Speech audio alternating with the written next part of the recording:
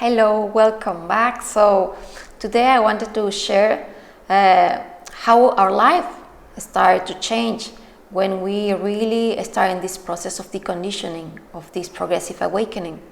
So one thing that is coming is very naturally is these samskaras, these tendencies, these vasanas that are coming from fear because they come from the sense of separation. They start to dissolve because naturally we start to live life from life itself. So everything that has a grasp onto an idea of us, it doesn't make sense anymore. So all these tendencies that are coming only from fear as defense mechanisms, from this fearful ego that needs to defend itself from the experiences because they might be bad or they might be dangerous or threatening, they start to lose its grasp. So these tendencies, vasanas and samskaras, they start to just dissolve. Another thing that is very common is we usually used to have this regular conversation, this ruminating thoughts and this mind constantly thinking and one thought having an opinion of the previous thought, and this is endless.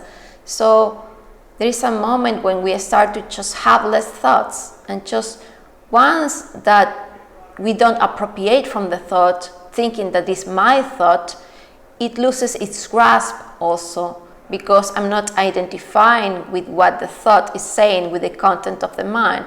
So you don't need the next thought that used to come after the first thought. So the conversation is stopped. You might have this first thought like a residual tendency that comes from that sense of identification that you're still cleansing.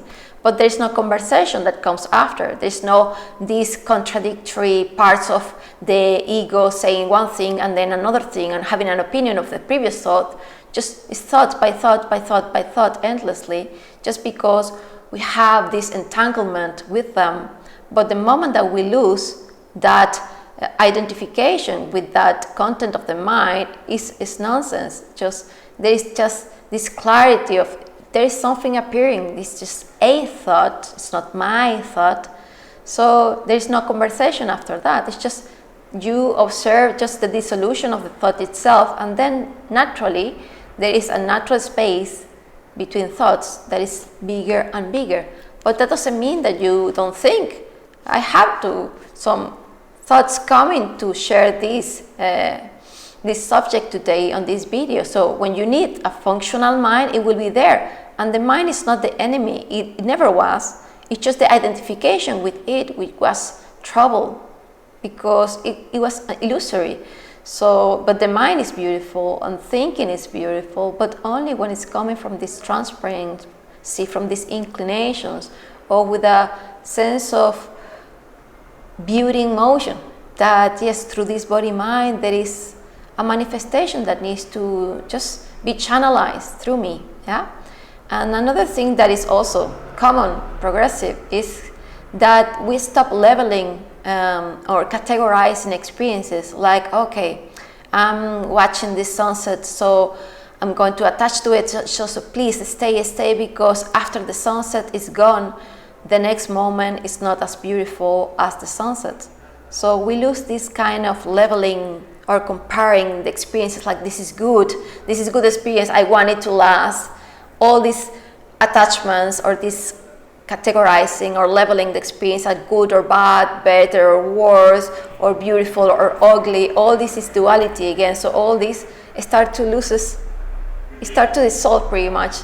It's just a continuous, ever-present experience which is equally relevant, equally beautiful, is equally experienced. So we lose this sense of resistances and attachments that come from this leveling, from this duality, from this conceptual perception of life, like life is something outside of me and I'm the subject and this is my object of perception.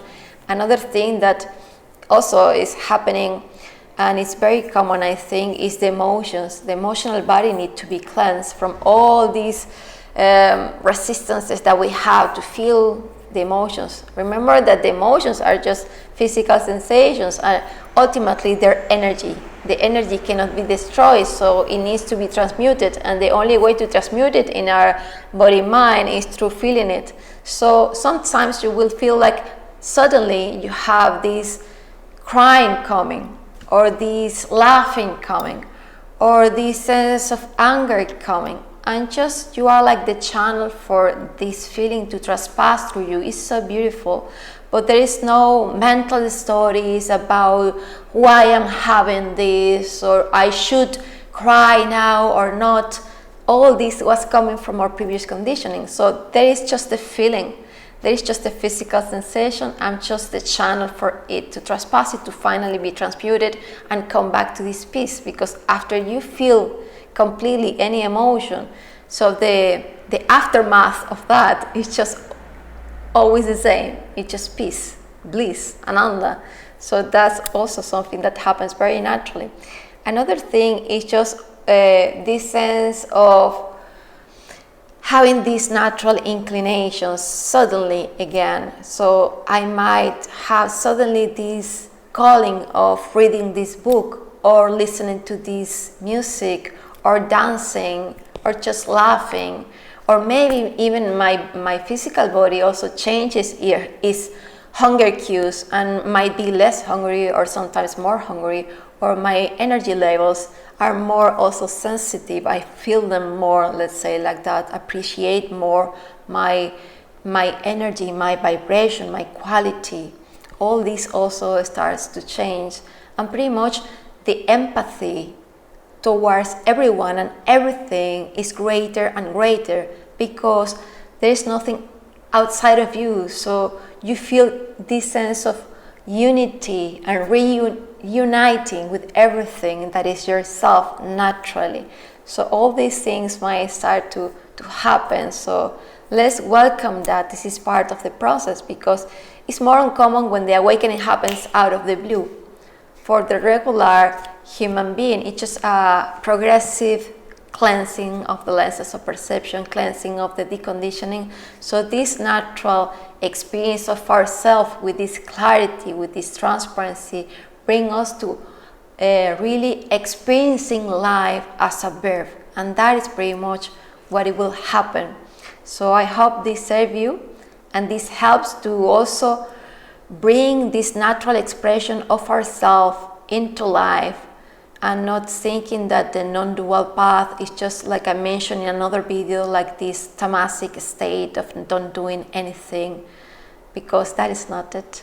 We have a body-mind to have this beautiful expression from the awareness as an intimate body-mind. So just be open to be that transparent channel for it. Okay. So I hope this helps, and remember that you have the ways to contact me in the description box below. If you feel like you want me to hold a space for you in your spiritual journey, or you want to work with me in any way, I wish you all the best, all the love, and all the gratitude. Kisses, hugs. Thank you.